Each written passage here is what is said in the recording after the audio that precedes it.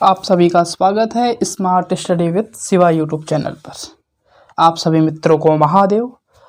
आज हम लोग पढ़ेंगे जो अच संधि में हम लोगों का रह गया था, पूर्व रूप संधि और पर रूप प्रकृत भाव संधि। इन तीनों संधियों को हम इस क्लास में देखेंगे। इस क्लास में हमने क्या किया है, इन सभी संधियों को मैंने पहले से इसे लिख लिया है अपने राइटिंग में बोर्ड पर। बस ये क्या करना है, मुझे आपको समझाना है। पहले के कक्षाओं में क्या था कि मैं लिख लिख के आपको बताता था, लेकिन उसमें समय आपको ज़्यादा लगता था। अब इसमें समय भी कम लगेगा और आप समझ भी पाएंगे ज़्यादा। तो इसलिए मैंने ऐसा प्रयास किया है कि पहले से मैंने जो आपको बताना है वो मैं सारी चीज़ को पहले से ही लिख लिया हूँ। बस इसमें क्या करूँगा, बस आपको समझाऊँगा।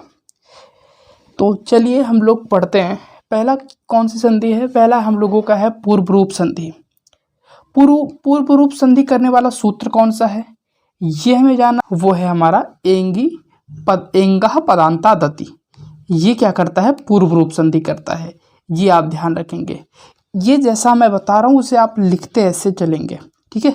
ये क्या करता है? एंगा पदांता दति। ये क्या करता है? पूर्व रूप। क्योंकि पूर्व रूप और पर रूप जो ये संधि है ये थोड़ा सिमिलर है, बोलने में भी एक समान लगता है, तो इसलिए इसमें कन्फ्यूजन अधिक रहता है लोगों का। तो आप ये ध्यान रखेंगे, इसमें कन्फ्यूजन मत रखिएगा। इस जो सूत्र है उसका अर्थ क्या है? एंगा का मतलब होता है एंग प्रत्याहार। एंग प्रत्याहार के अंतर्गत आपका आता है ए ओ, ये दो वर्ण आते हैं। और क्या कह रहा है? एंगः पदांतः दति। एंगः पद, एंगः ए ओ हो और पद के अंत में, ठीक है। उसके बाद ह्रस्व आकार आए। क्या आया आपका? अति। अति का मतलब होता है आ। ह्रस्व आकार आए तो उसको क्या होगा? उसको आपको अवग्रह हो जाएगा। इसे क्या कहते हैं? आपका अवग्रह। ये आप ध्यान रखेंगे। आगा क्या हो जाएगा? आपका खंडाकार आकार भी इसे बोलते हैं कभी कभी।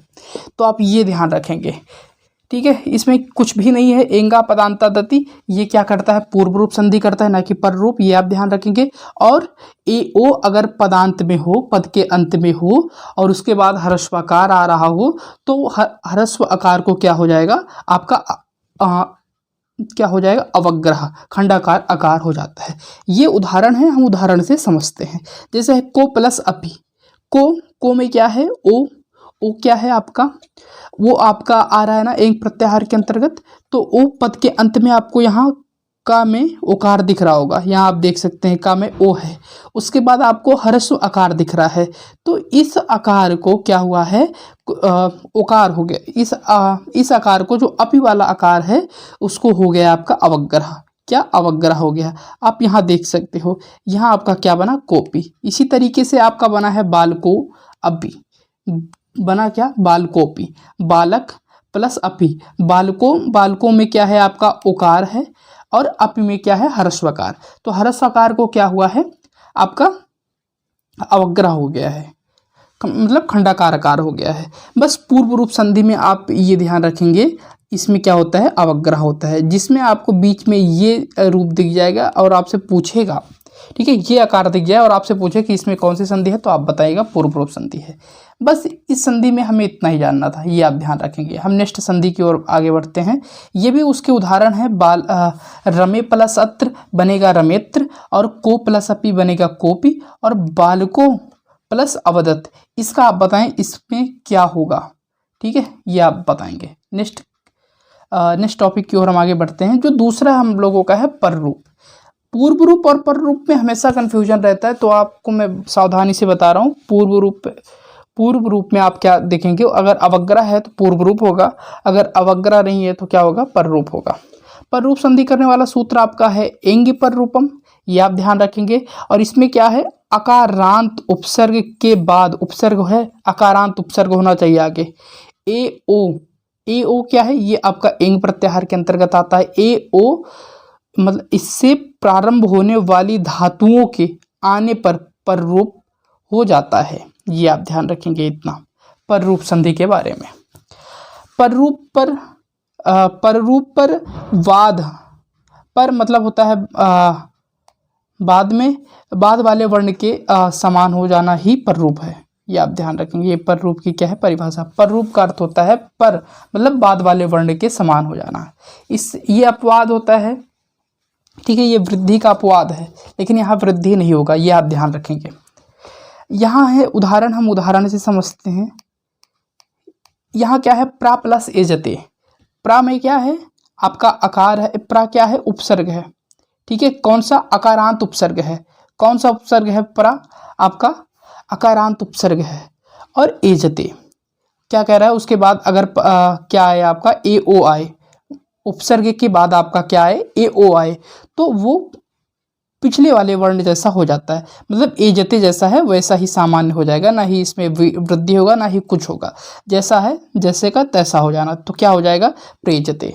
इसमें आ ए मिलकर क्या होता है, आय भी हो सकता था, वृद्धि पर नहीं हुआ, क्योंकि प्र क्या है, अकारांत उपसर्ग है, और एजते ए अब बाद में क्या आ रहा है आपका, ए आ रहा है। ए कह रहा है सूत्र, एंगी पर रूपम, एंगी पर रूप में, एंगी होगा तो क्या होगा, पर रूप हो जाएगा, जैसा है वैसा हो जाएगा, पूर्व वाले के समान हो जाएगा। तो ए क्या है, ए जैसा है वही होगा, इसका दीर्घ नहीं होगा, ये आप ध्यान रखेंगे। उसके बाद आप देख रहे हैं यहाँ पर उप प्लस ओसति, यहाँ भी क्या है, उप अकारांत उपसर्ग है, अकारांत उपसर्ग ही होना चाहिए और कोई उपसर्ग में ये काम नहीं करेगा। अकारांत उपसर्ग के बाद ओ, ए और ओ वाली धातु आएगी तभी ऐसा पर रूप संधि होगा, आपको स्पष्ट ऊपर दिख रहा होगा। यहाँ है उप प्लस ओसति बना क्या, उपोसति, ये आप ध्यान रखेंगे। और प्ला प्लस ओसति बना यहाँ प्रोसति। ये तीन जो उदाहरण हैं ये आप ध्यान रखेंगे, अक्सर ये तीन उदाहरण पूछे जाते हैं। और भी कुछ पूछेगा तो आपके पास ये तो कंटेंट है ना कि आप बता पाएंगे चीज़ों को कैसे क्या हो रहा है। नेक्स्ट हम आगे बढ़ते हैं। ये रहा आपका पर रूप संधि, पर रूप और पूर्व रूप आप ध्यान रखेंगे। अब हम आते हैं थोड़ा प्रकृत भाव से भी निपट लेते हैं। ये संधि अक्सर जल्दी पूछा नहीं हो जाता, लेकिन हम इसे ध्यान रखते हैं। प्रगृह क्या है, ईत उत एत, ई उ ए क्या दो वचन में इसकी क्या होती है, प्रकृत संज्ञा होती है, ये आप ध्यान रखेंगे। इसका प्रकृत भाव संधि करने वाला सूत्र क्या है, प्लुत प्रगृह अचिनित्यम, ये सूत्र है, प्लुत प्रगृह अचिनित्यम, ये सूत्र आप ध्यान रखेंगे, क्योंकि आपका जो सिलेबस है उसमें आपसे सूत्र पूछता है, तो आप सूत्र ध्यान रखेंगे हमेशा।